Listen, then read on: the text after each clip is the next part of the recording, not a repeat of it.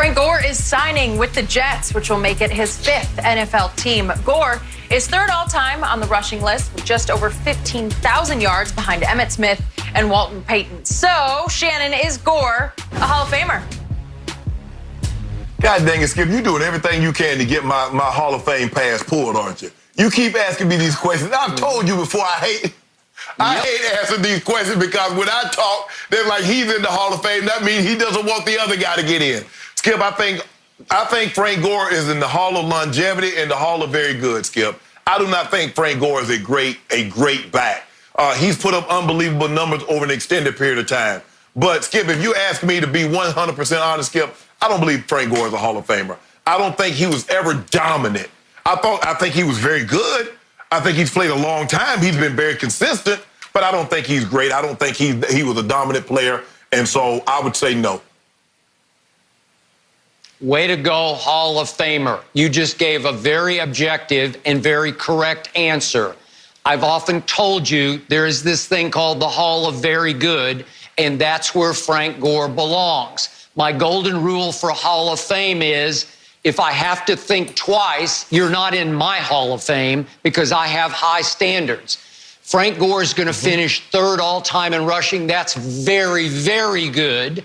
But in no single year of his career did I ever think, man, Frank Gore is transcendent. He's the best running back in football right now. I never thought that about him, but he's very good. So I'm sorry, you're in the Hall of Very Good, Frank Gore, and that's pretty great. And that's the thing when I tell people, I mean, there's good, there's longevity, there's consistency, but I'm talking about great, dominant. You like, man, I gotta have that guy. If I had that guy, is he a difference maker? I don't see it, Skip. And I'm sorry, people are like, well, you just hate. No, I'm not hating. I'm being objective and as honest as I possibly can. You're not. I just don't see it. And he's going to be 37 next week on May 14th. Impressive. Nonetheless, that is it for Undisputed today, guys. The Herd is coming up. Join us again, same time tomorrow. Have a good day, everyone.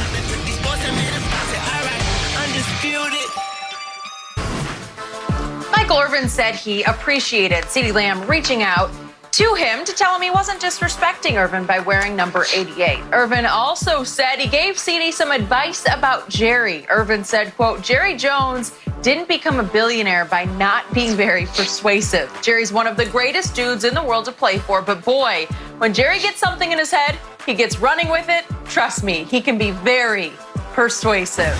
Shannon, what is Irvin trying to tell CeeDee Lamb here? Skip, Michael didn't need to tell CeeDee Lamb Jerry was persuasive. CeeDee Lamb's wearing 88. CeeDee Lamb tweeted he wanted to wear number 10 in honor of DeAndre Hopkins, who was his favorite player. He's wearing 88. And the only reason he's wearing that number is that Jerry not only implicitly implied, he explicitly stated that he wanted he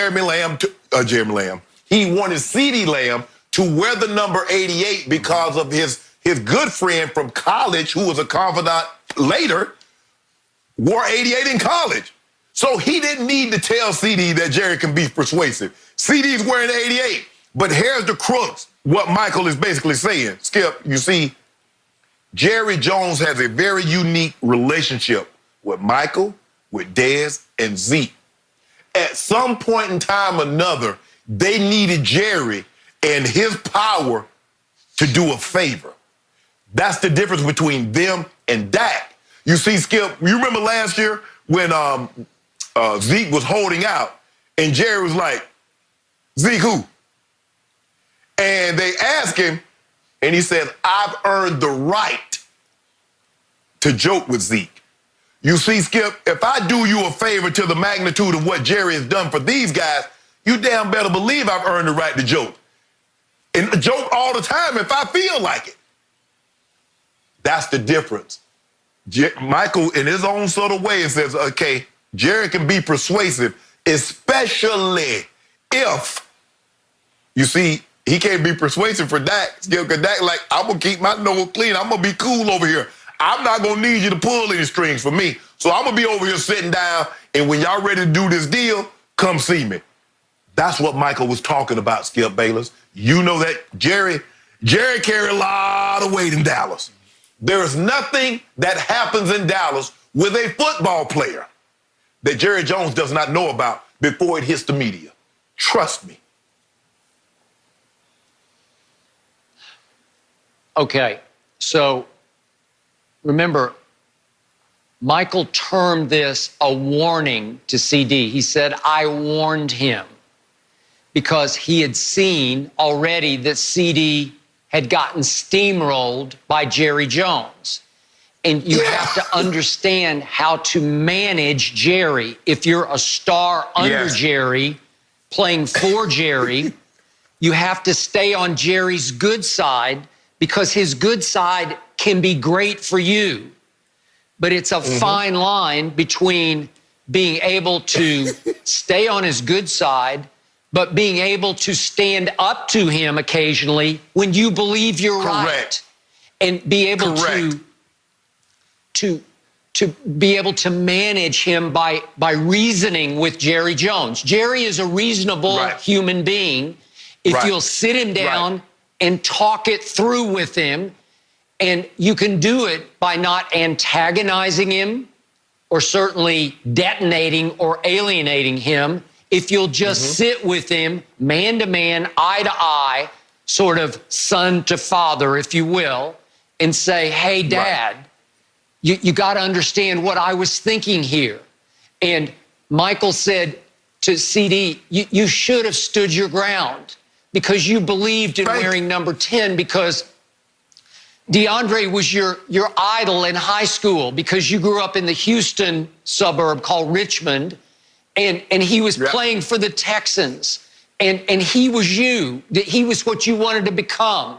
They're the same type of receiver, big, strong, physical, run after catch, go up and snatch it from any DB or two DBs. Yeah, big hand, big, strong hands, big bodied receivers with strong physical, like dominating mentality. So he wanted to be DeAndre. So if he couldn't wear number 2 because the NFL won't let you wear anything but 10 to 19 as a receiver, or obviously 80 to 89 as a receiver, well, okay, the next low number would be 10, DeAndre's number. I think it meant a lot to CeeDee Lamb to wear 10. And now he could establish his own new identity. And that's what Michael Des even tweeted. Be you, Y-O-U capitalized. So he was trying to warn him, this is how you have to manage Jerry. Because to your point, Shannon, Jerry can be the greatest friend in Dallas you ever had. Because yes, he will make calls and he will call in favors. And God only knows how many calls or favors he called in for Michael Irvin. Michael, as we all know, was involved in any number of career-threatening scrapes and situations and incidents that I can't even try to describe on live national TV. But he was involved in some really ugly stuff. And with Jerry's help, he was able to navigate through most of it. And that's what Michael is saying. You stay on his good side, but don't let him runaway train you, because Jerry is over-emotional. He's the most, he's the most enthusiastic man I've ever been around. If you're around him for 5 minutes, and I told you I spent literally hundreds of hours around him, interviewing him for 3 books that I wrote on the Dallas Cowboys, he's so optimistic and enthusiastic that it's contagious. It just rubs off. I got swept up in it. I got caught up in it. And so does everybody around him, and that can be a great thing.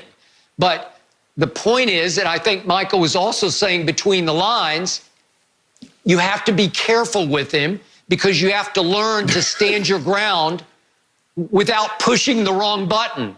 Because once again, we talked about it earlier in the show, Jerry has a long fuse to his temper, but when it blows, it just explodes. And I have witnessed it go. And when it goes, you cannot get it back. You can't undo it. You can't reason with him. You can't talk him off the ledge, because he's already jumped off it. And one night, as you know, at the league meetings in, of all places, Tampa, Florida, after they had won 2 Super Bowls together, Jerry Jones, Jimmy Johnson. Jimmy was with all the assistant coaches at a restaurant, and they'd had a few, and Jerry just happened to see all of his coaches at the same table and walked over and proposed a toast to the Dallas Cowboys. They'd won 2 straight Super Bowls. And everybody toasted at the table except for the guy at the head spot of the table, Jimmy Johnson. And he tried again to the Dallas Cowboys. Everybody clinked their glasses the second time. And at the end of the table, the head of the table, Jimmy just glowered at Jerry because he was sick and tired of him. And I get it. I don't blame him for being sick and tired, but he had humiliated Jerry in public one too many times. Right. Jerry will always be the boss. In the end, he has final say, even over one of the greatest coaches ever, Jimmy Johnson. And that was that. Right. The long fuse had burned and burned, and he exploded, slammed his drink down on that table, stormed out of the restaurant, went straight back to the hotel, saw 2 Dallas reporters sitting at the bar, called them over, and he said 2 things. He said, "I'm going to fire Jimmy Johnson." And they were just like thunderstruck, like they thought he was joking. And he made the point that there are 500 coaches out there